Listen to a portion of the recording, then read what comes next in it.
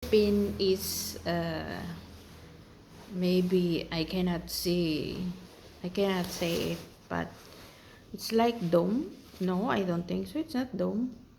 You know, is because lack of improvements, and then it's not just about corruption. It's not just about corruption. Why Philippines like that?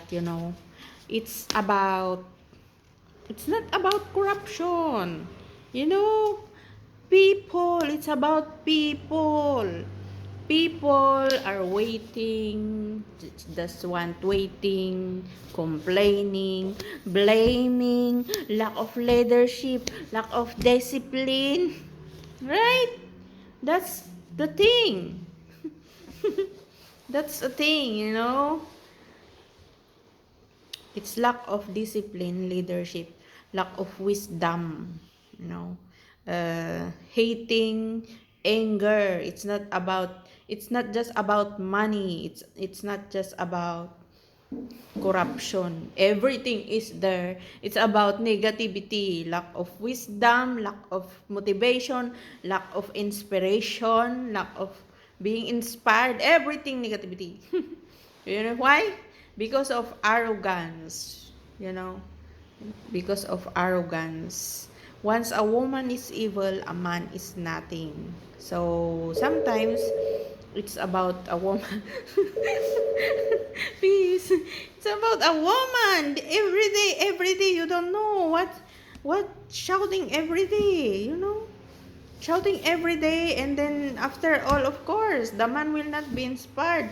The man will not be motivated to go to work, to apply for work or anything, right?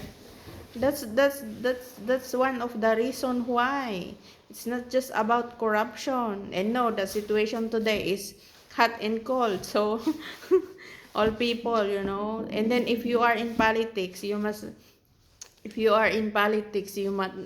not talk about hating, because you are going to lead your country. You want peace, right?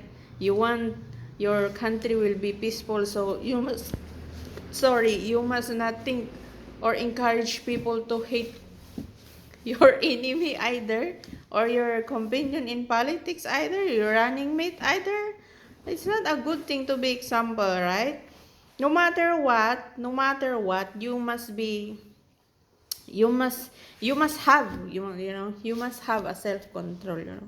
If you are in politics, you must have self control, no matter how people insult you, or uh, no matter how your running mate like your running mate insult you, or either someone insult you in front of so many people. You need to be calm down. Calm down, calm down. Calm down, because that's the nature. Oh my god.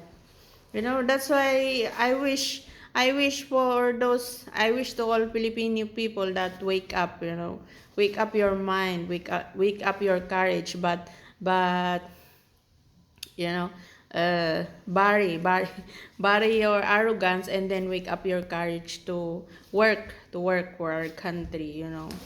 For the best, do good for the best, right? You need to lead your own self with courage, and then wisdom, being motivated, being inspired, like that, instead of complaining, blaming. It cannot help to